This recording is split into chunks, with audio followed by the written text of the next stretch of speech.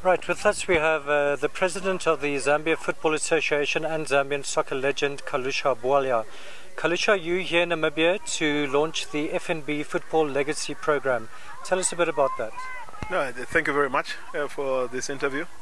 More importantly, I think we're coming here to Namibia with the FNB initiative, the 2010 Legacy Program. You know, FNB was very much involved with FIFA and with South Africa.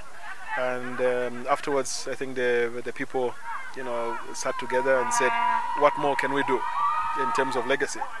And I think that is important, that we can be able to leave a footmark that will be difficult for people to erase in the future. And that also it's important that the kids and the boys and girls today, they also benefit, or they see the fruits of we hosting the FIFA World Cup in South Africa. Or in Africa. So I think it's a fantastic initiative. It is the Under-17 tournament, which is started here in Namibia. We are going to take a selective team, boys and girls, to go to South Africa to take part in the Lucas Radebe FNB Soccer Challenge. And we're hoping also that we can go to Zambia. FNB has come and said, look, we also probably need to spread the net a little bit wider, so that we can get other people to come into South Africa and to be able to compete. So it's a first initiative, and we're very glad to FNB for you know, trying to fly the flag for African youth this high, and we're grateful, you know, that there's great turnout, and I think there's good football being played, and hopefully we'll get the desired results. Great. Well, it's interesting you being here. Also Zambian soccer on the up again, doing quite well.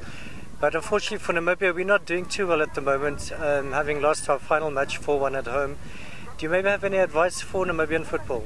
I think that we are all in that, isn't that? As Africans, as COSAFA or SADC countries, we were. I think Zambia was well represented in the time that we were playing.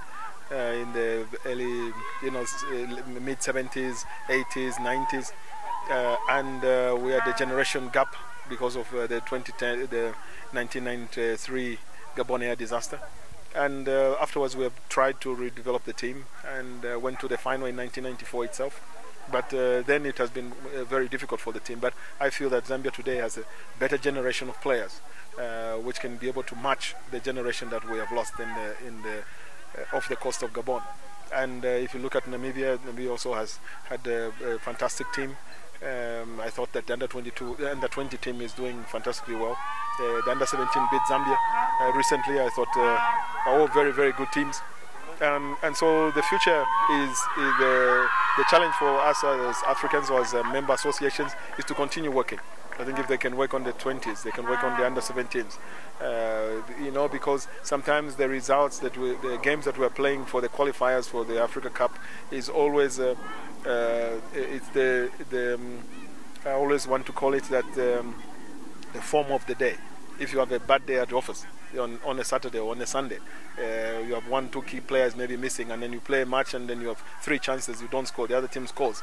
It completely destroys the pattern or the system of play, because I mean the boys are human, and especially if you play at home. So it's always important to encourage the team and to encourage the players, but it is work and work and nothing else but you know, working hard. And I'm sure that Namibia is in good hands.